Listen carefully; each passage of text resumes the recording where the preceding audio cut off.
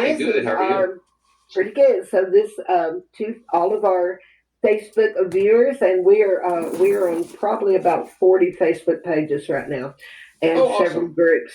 So this is our Washington State Director for our little permaculture guild that we're nationalizing this year, and he's in Washington. Mad Monk, come on in. Tell us what you're doing up there. I'm sorry that I am a few minutes late. One of my friends had toured this place, and after 5 hours of walking around and exploring ideas that haven't been advertised to us, she said, "I don't. I'll keep the profane word down, but holy snot! This is like Alice in Wonderland meets Willy Wonka guided by the Mad Monk." And so that's what caused me to be a little bit late today is I was out in one of my gardens, and gardens just kind of tend to consume our time, and it does it so naturally because it is something that we should naturally be experiencing in our life. Life is a garden. Life is a fertile field that's open to whatever seeds that we want to sow.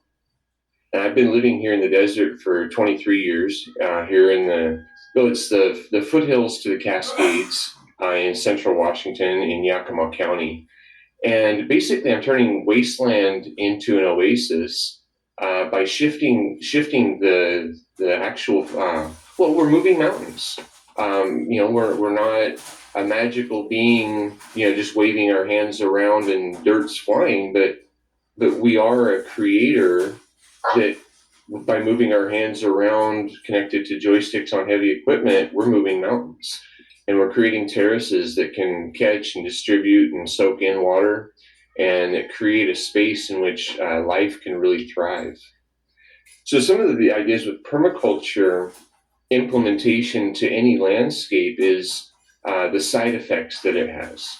And in these side effects, we have um, reduction of fire, or extensive fire, because we have access routes, and we have green ground cover, and we have a hydrated landscape that's less likely to catch on fire.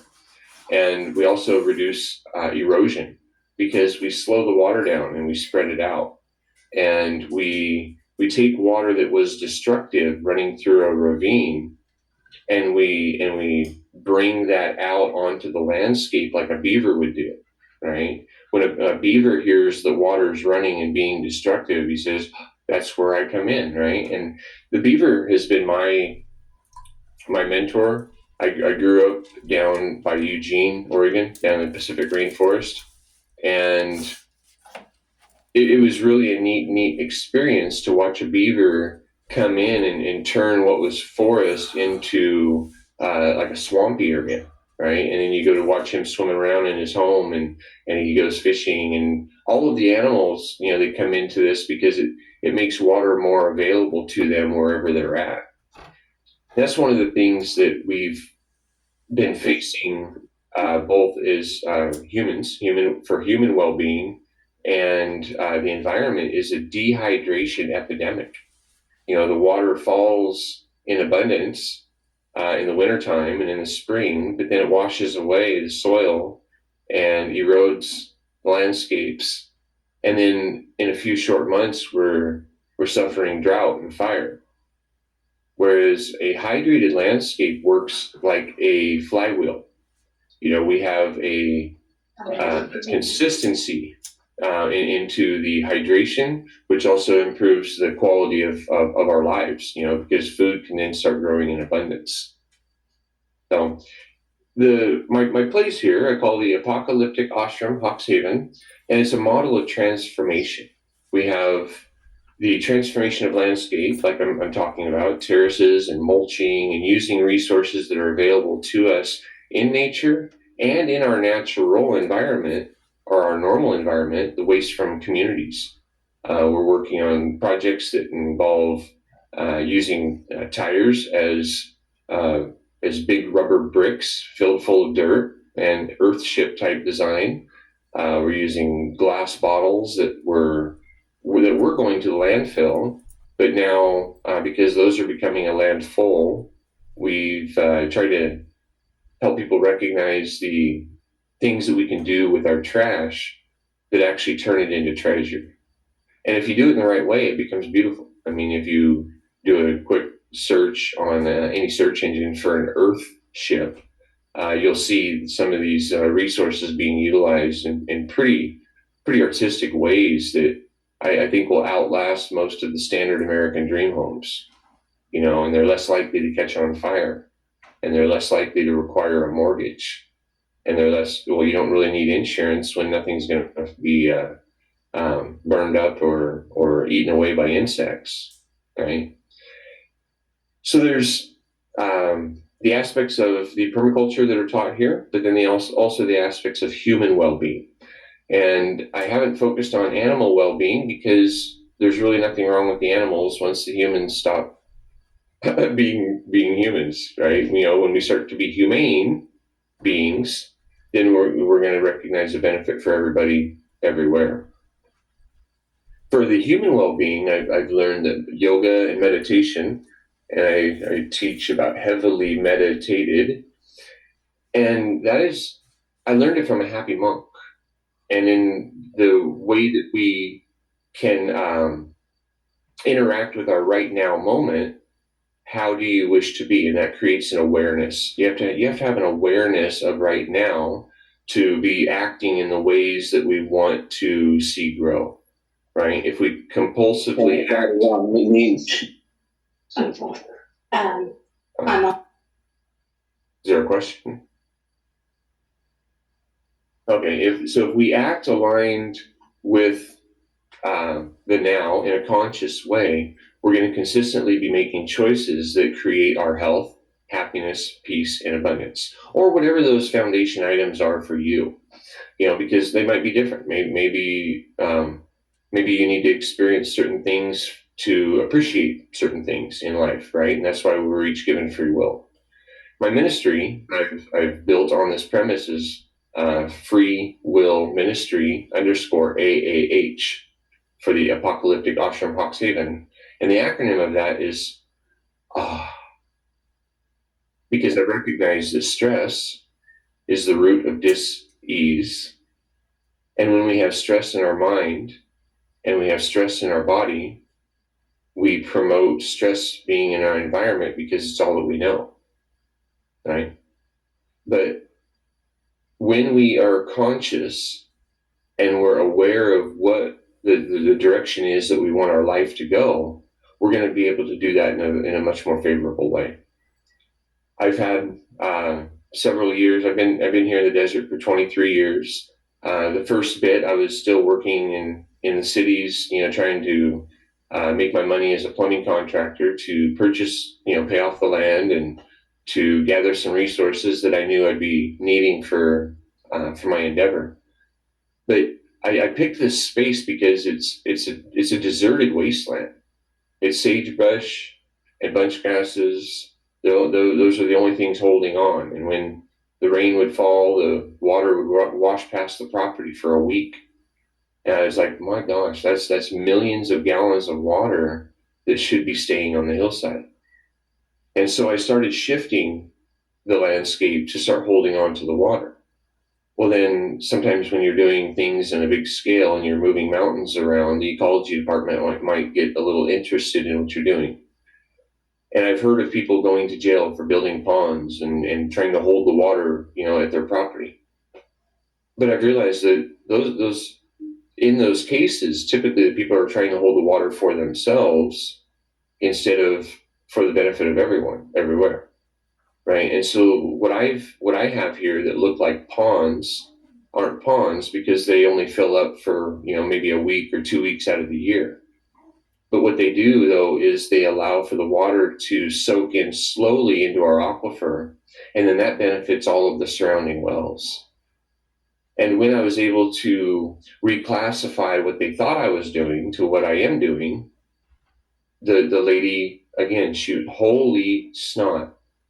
This project right here would have cost the government millions of dollars to accomplish, and it should be implemented everywhere because it reduces fire, flood, erosion, drought, famine, and homelessness. And the homelessness aspect is by recognizing how we can use the other resources we have available in the communities the glass, the tires, the trash. One person's liability becomes another person's asset, and we should be investing in people and their independence. And we become independent by growing food locally. And local food is a revolution. It's a re-love-ution, because localized food creates localized economy, and localized economy that's healthy creates just an abundance for everybody. We don't, and then once there's an abundance for everybody, it reduces the crime. Because why are you stealing from somebody else when you already have more than you want, right? There's so many things being thrown away in landfills that, when used on homesteads and in ways that community can come together and thrive, we're all trying to do things by ourselves, but collectively is how we build community, and that's where, when many hands come together, it makes light work. So that's my mission, and my mission wasn't kickstarted in me until about 14 years ago. I nearly bled to death. I had an ulcer in my throat, and it was the stress and struggle of day-to-day life that had me in a way that I wasn't healthy. I was drinking a lot of alcohol. I was reducing my stress through escaping my reality. Then I learned how to meditate, and I realized that I can be high on my own supply. And when we can recognize that we don't need these outside things, our life becomes very clear as to the directions we want to be in. So I don't know if this is opening out like a question and answer too. And Shonda, if you could monitor that and poke in when pertinent, I'm open to that. Um, Most certainly. Anybody have any comments, questions for Mad Monk, aka Rob? so I'll just kind of keep talking about the permaculture aspect of this. Hang on just a second. You want Okay. to come on in? Yeah, this is Steve from Oklahoma. I got a question or something to add there to you. And good talk. Yeah. On the holding of the moisture, I have found that if you use beneficial microbes, that they will make the ground more permeable. And if you can spray it with a vortexed water, that's going to help the permeability and the holding of the waters on the property. I've had farmers in arid countries that the runoffs would provide enough water for their holding tanks to water their livestock out of for a while, but nothing would grow much up on the hill. So the farmer started spreading and applying microbes in the vortex water, and he noticed that all his moisture was going into his soil now, and he didn't have any runoff for his stock tank. And he was mad because he didn't have the water for his stock tank, but he didn't realize that he had succeeded by utilizing all of the rain that was falling just by applying a light amount of vortex water a few times a year, and the microbes, which could be worm castings. And this is what the guy used, was worm castings. And that started holding thousands and thousands of more gallons of water for him. Oh yeah, definitely. So one of the things that have been implemented here is on each of the terraces we have. So it starts off as just a reverse cut. So it's a little bit higher on the outside of the terrace than it is on the backside, on the hillside. And so that enables it to be able to catch and hold a lot of water. But after we reverse cut that terrace, it gets 4 to 5 layers of cardboard that we've resourced from local grocery stores. Again, an item that isn't going into the landfill. And then we use a resource from the landfill that they make from the yard waste from the community. So we get a chipped yard waste. And it's a blend it's a biodiversity blend of wood chips and grass and leaves and weeds and just a little bit of everything. And sometimes you even get little matchbox cars from where being raked up in people's yards, right? And they're all mashed because they've gone through the mulcher. So the other thing too is aquaponics and including aquaculture into our garden spaces. And so all of the garden spaces here include a fish tank, and they're pretty large fish tanks, capable of holding a couple hundred goldfish at least. And so the goldfish are creating a fertilized environment in the water. And so when we're visiting the garden, we take water from the fish tanks and spread that out individually to the plants in the areas that we've that we've intentionally planted. Things that need to have some help getting going. And then we also keep a garbage can in each of the gardens, and this is a can that can hold water. And so all of the weeds and compost and things that we come to, they go into these garbage cans, and we fill those full of water. And it doesn't smell great, but hopefully you put it off the side a little bit, or you just work your way through the gardens with this fertilizer. But with that, we fill it up, and then after a week or so, the contents in that are really, really ripe. And then so what we do is we just dump out the water in each direction of the trash can. Then when it's empty, we move it to the next spot, and then fill it up again when next time the water is in that area. We're still having to drag some hoses around to feed these remote areas, to get some trees started and build the root networks. But yeah, the micro biology that in the soil. The other thing too is providing the space in which the insects can benefit us, and the cardboard does that. The cardboard builds an environment that the woodlouse, start the roly-polies, the little potato bug. People call them by a bunch of things. They look like little miniature armadillos. Well, once there's shade on the ground, they start showing up, and they start consuming metals that are in the soil. And so we're reducing that burden on the soil. And also the environment that we're creating like that works for earthworms. And the earthworms like the cellulose in the cardboard, and they're carrying it into the ground and providing fertilized pathways for roots to follow. So one of the other big water conservation projects here too is at the end of these terraces are giant hugelkultur mounds. And hugelkultur is mound culture, and it's the intentional placement of organic material in a way that it can absorb water. It increases the surface area of your property, provides raised bed structures, and it's like basically a water battery.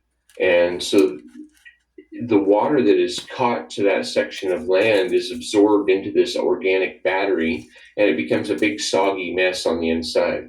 Right, but you've got it covered with dirt, and you've got it covered with mulch, and you've broken off any of the branches that are protruding from it, because those would act as a wick and help dry it out.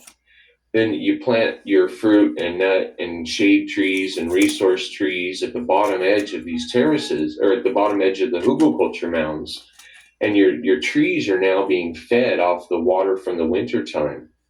One thing, I'm sorry, I can't see, Steve, I think had mentioned, is about the idea of getting that water into the ground as being the ideal, and that's where the areas that we want to provide shelter from the elements for us, those should be in a material that we can gather that water off of, because there's areas that we want to shield water from, where we want to live and where pathways are, and then there's areas that we want the water to be. And so when we intentionally shape our landscapes, we're basically recreating a Garden of Eden where everything is as the way it should be. instead of just a product of erosion that has not been attended to for thousands of years. Was there any other questions? Absolutely amazing. Thank you, Steve. Golden Wolf, you had a comment? Hey, hello, brothers and sisters. I love you. How are you? Good, I good, thank you. I took some notes, brother. Very interesting. Thank you very much. You have so much to bring to the table, so much knowledge, and water is life. It's going to be the most important asset in our lives very soon. We need to defend it. We need to collect it. The men in power don't want us. We have to get permits to get wells, this, that. I encourage people to dig their own wells. Don't tell. Collect water. I collect rainwater from the gutters. Have a big cistern, 20,000 liters. We have a few wells in the property, but that also I just reminded me that because of the cloud, what they spraying, what's coming down everywhere in the rain and everything is danger to the wells, to the water, to the gardens. So now people are protecting it, building shields, plastic roofs, and all kinds of things. Building filters for the wells and stuff on like that. That's something to be very, we have to remember that. And then I took a couple more notes. You talked about making your own fertilizer, and I'm a grower too. We all grow. I live on an island in British Columbia, Canada. We all grow. It's all filled with farmers. We all have gardens. We're out now in the growing season. Seeds have sprouted now in the middle of making these fertilizing teas using forest medicines that, for example, we need nitrogen in the vegetation stage right now. So we can make our own tea by putting, like you said, in a garbage tin or a garbage big, fill it halfway with water, but then fill it, with nettles, seaweed, starfish that have lots of nitrogen in it. Used coffee grinds are incredible, lots of nitrogen. Put it all together, let it sit in the sun, mix it every day, let it compost, let it stink, let it become potent, and it will be just the richest thing for your garden. Using everything from the forest, and then you bring your compost, your manure. Oh, and you got the richest soil you can have. And I agree with that 100%. That brings me to landfills. You talked about how we can use a lot of resources they throw away, people throw away. I want to share with you there is a site, a web page that is worldwide called freecycle.org. I put it in the chat. It's a worldwide page. You can find your city, your place where you are, and it's a web page where people just give away everything for free instead of throwing it out to the landfills in good working condition. Everything you can imagine is there, and that's a great way. So that's what my notes. Yeah. Oh, awesome. Yeah, we have some local. I'm sorry. Well, we have a local resource we call Free Will, and it's here in the Yakima Valley, and I would like to see it everywhere. I would actually like with my ministry is to not take over, provide a better option than Goodwill and the Salvation Army and all of these things that are still paying their CEOs, a lot of money to provide service to our communities. Whereas in my model of a ministry, we would have a nice big building that would have all of these items that people no longer want. They're no longer useful to one person, but they become treasure for somebody else, right? And everything is $1. The real dollar store, right? I mean, you need a chainsaw, it's $1. If you need a tire, it's $1. And if that chainsaw doesn't work, bring it back and we'll give you your dollar back, right? And because we're just trying to take care of the resources in the best way we know how, and there are going to be some costs associated to running it, right? And all of the best things in life are happening through volunteer efforts. And when volunteers are appreciated, they are willing to show up every day, right? I mean, because a lot of people, they don't want to go to a job anymore. They don't even feel appreciated. They're making some areas of the country, they're making $3 or $5 an hour as a minimum wage still. right? And you really hope that somebody's going to tip to bring that up to a livable wage. Whereas when we're working voluntarily in the things that we most desire to see happen in our life, we can provide an abundance. I mean, I've had people come here and they've donated a few hours of their time helping me with gardens or building rock walls or just moving things that I can't move by myself. Help. Like I said, many hands make light work.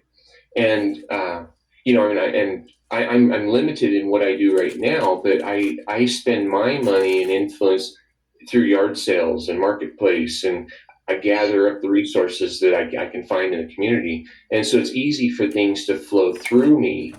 And I have the things I need, and I don't need a lot anyway. I realize that if you need a lot, you'll always be stressed and needing more. But if you're happy with what you got, then you're always happy. I mean, I'm really cool with just my backpack and a walk through the forest, even if it involves years or decades. But I feel like I'm doing something important here, and so that's why I'm building the Apocalyptic Ashram Hawkshaven as an educational platform for human and environmental well-being.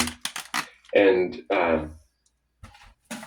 with the mention of the farming in BC, it's I know people here that they are hauling their manure away when they can be using it locally on their space, right? And then we're some people are complaining about cows farting, but I think that that's not the real problem. I think that it's just the inefficiency in which we're conducting our day-to-day lives, because locally is what happens naturally in nature everywhere.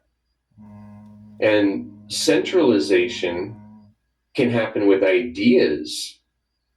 And, we can come together with ideas that make sense, but we shouldn't be mandating that what I'm doing right here and right now in my life that is going to work for you, because you know how to run your life better than I do, right? I mean, because you've been doing it for a lot longer than I would even attempt to try, right?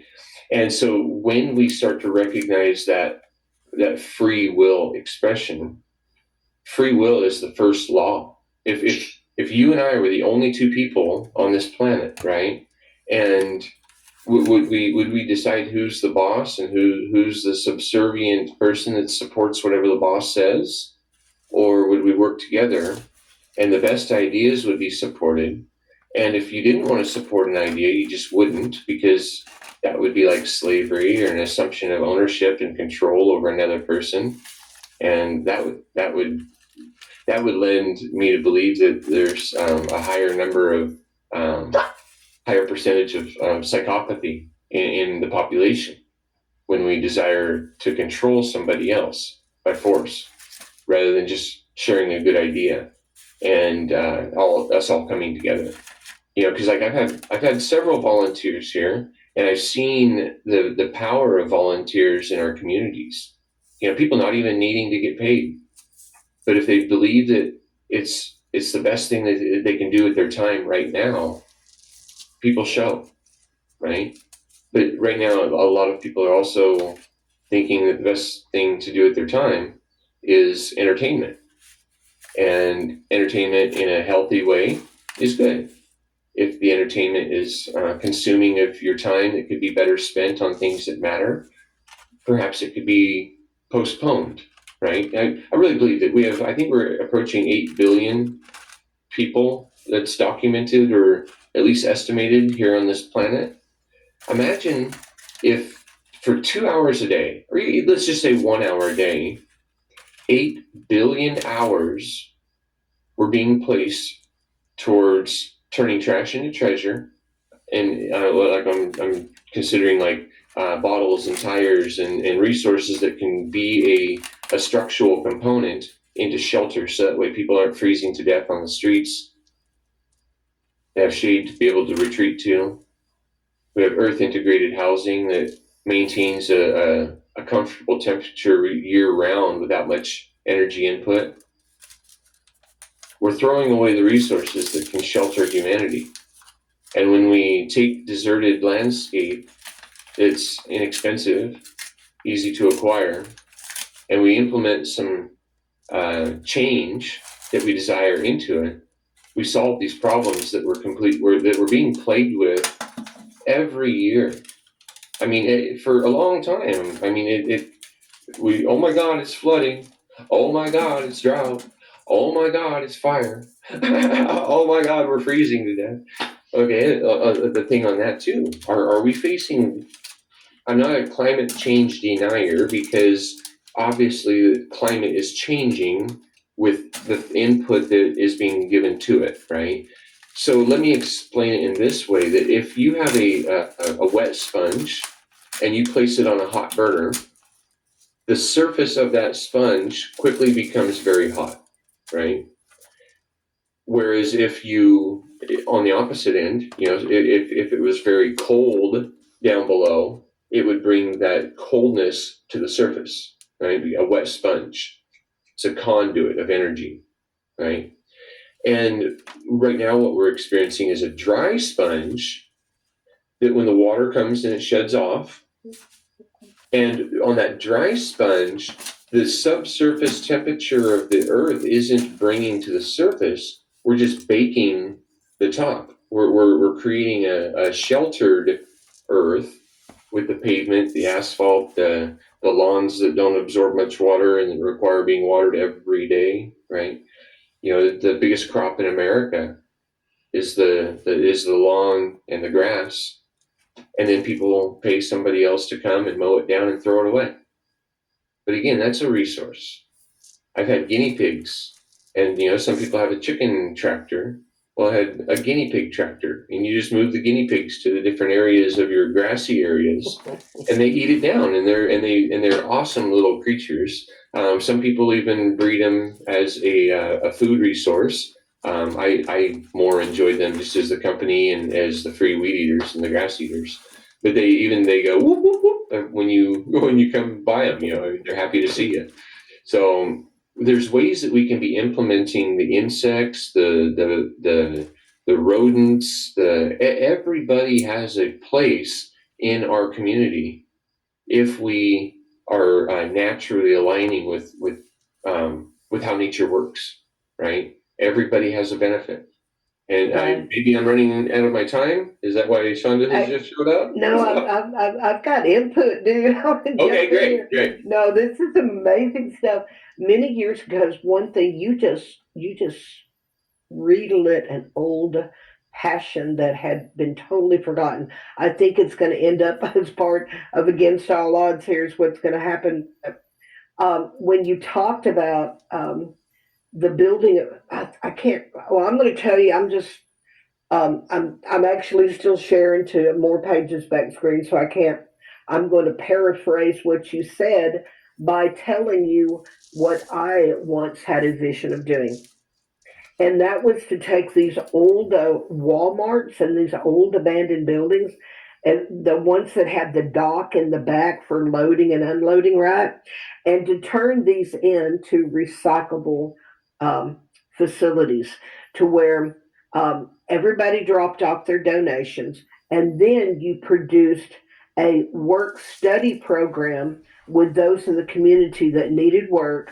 And then, so you had some guy that was good at riding a lawn, good at lawnmowers with a small engine, right?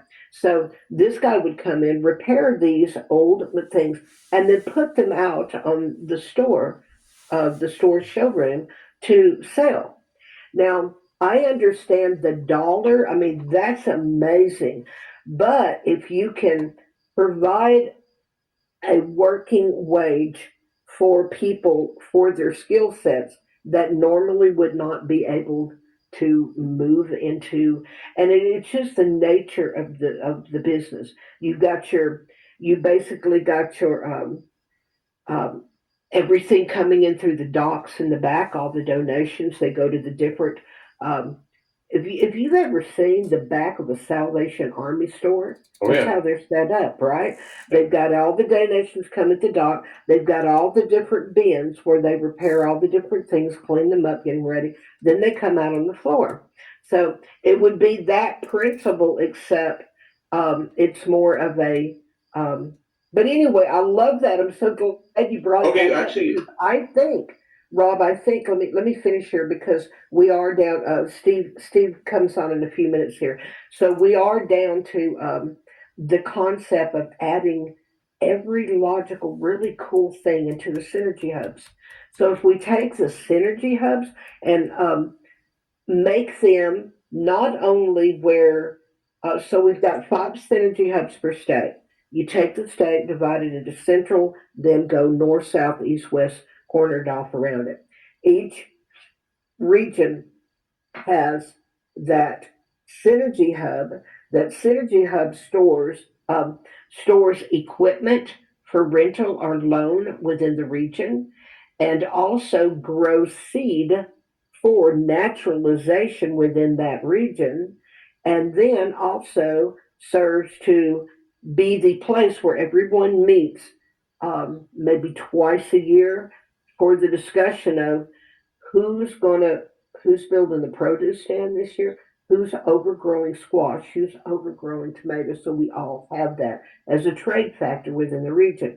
But what you just added, which is absolutely amazing, I mean, it just sparked like a light bulb in my head, is to also make those synergy hubs the point to where everybody can, if they do not have room to accumulate glass bottles, tires, and stuff, to have those as a central point to where when someone takes on a project, they're right there within that region, less than 100 miles from that pickup point, and they can go up there. And part of the gifting economy and the because another thing that we're bringing online is the trade alliance.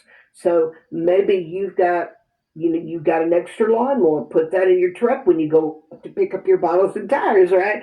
And right. move that back into, and I absolutely love what you're doing. And I'm But really honored that you have hung out and stayed with us. So I'm going to go, there comes Adam Abraham. Wow, cool. Okay, let Pam, me go into that real quick. You said so people can earn a living wage. We're the right. only species that rely on money to live, right? And so that's where this is a transition to where we're stepping away from a currency that can be manipulated, and we're stepping into localized community where efficiency, transparency, accountability, local training. So this is also training grounds. The volunteers come in, people can learn skills, and these skills can then Exactly, baby, and we are at 1:15. I do want okay. to clarify what I meant by that. Um, we are 38 years old here in Texas, and we've been on a complete RBE self-sustaining system Mhm. for 22 years. So we've got all kinds of stuff going on here, and I absolutely agree. And what I meant by living wage is our praising of that, Oh, not sure. not society's, Okay. Okay. because that is our living wage. Is how we operate within each other. Right. And you have to understand there will always be, until the world systems get out of our way. So we have to build our own system. It's just like Bucky said, forget about changing it, go build another model. And that's what we're doing. But Well, anyway, baby, I'm going to give you closing thoughts. Wolf's got his hand up. Wolf, I'm going to give you Oh, just a short comment here with Monk before we move on to Steve. Come on in, Wolf. yes, I just, took another few quick notes, and I'm just going to be very quick. Yes, you mentioned that it's hard to find these truth and honest people like we find ourselves here. You're amazing. You've got these amazing, amazing medicines and solutions to offer. Thank you for being here. I want to throw a couple that we have here on our island, as we are all living off the land here, and excess farmers who grow excess food and stuff is all they all bring it to Salvation Armies, food banks, or there is these things where you come to the farm, you pick your own for free because they have more than enough. Or we had a Denman Island greenbuck. $1 was 1 hour of work on someone's garden, and then yeah. they owe you 1 hour of work on their roof or in your roof or something. And Yeah. that went around worked for a while until people got lazy. That is a great concept, but Okay, Wolf, we're going to go ahead. Kurt, did you have a comment for Monk really quick? Yeah, I just had a general summary. Yeah, I'm Kurt, the production assistant for Michael Plumhoff's Deschedule Now, Cannabis Now. So I just wanted to say hi to everyone firstly, and yeah, when Mike was talking about the using animals to to mow the grass, that kind of reminded me of something because here in Southern Oregon, we have a lot of wildfires around here, and unfortunately, they do prescribe burns sometimes in the summer, which I don't mind it so much in the spring and the winter time, but when they do it in the summertime, it can it has it's actually caused major fires. So a lot of times, I found out what they used to do was goats. They used to have goats go up there and mow down the grass instead of lighting fires. So yeah, that's something I took from it. And then people reusing their soil. A lot of people buy new soil every year instead of adding top dressing and kind of putting more of the nutrients instead of buying all new soil. I'm sure that Great, the companies great. love that. Hey, So Kurt, yeah, thank you so much, dude, for the yeah, really, sure. really good inputs. And another Yeah. thing, you guys remember, load down the chat. These chats get saved. Put all these comments in there. So, Oh, Mark, we're going to go ahead and give you closing comments, baby. Go ahead. yes, I do. All right. So you mentioned we can either fight problems or we can support solutions or options that haven't maybe yet been supported, right? And I would like to introduce an idea that because I believe that God loves us so much, the Creator loves us so much that we are given our free will choices to make decisions and where our action goes in our life. And so the basis of my political and religious foundation is free will. And free will is something that is so simple that because it's self ownership. And that is what's recognized in an anarchy or an anarchist or voluntarist philosophy is self-ownership and a non-aggression principle. And so if I have a idea and I want to share it with you, if it's a stupid idea, you could ignore me into nothingness, right? I mean, no views on a video means that maybe people don't really care about what you have to say, right? Maybe those people will just quit saying stuff. But when it's a good idea, right, you don't need to steal from anybody else to support it. We have the ability of co-creating a life together that it is of our free will. And when we're only operating consciously in our free will, we're going to be supporting things that are healthy and happy and peaceful and abundant. And to recognize where the first violation of that first law is the theft of consent.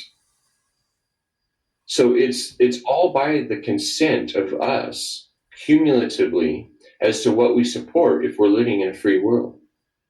And we are living in a free world. It's just that we have some people that have worked themselves into positions of influence, and we have and where they're steering the ship.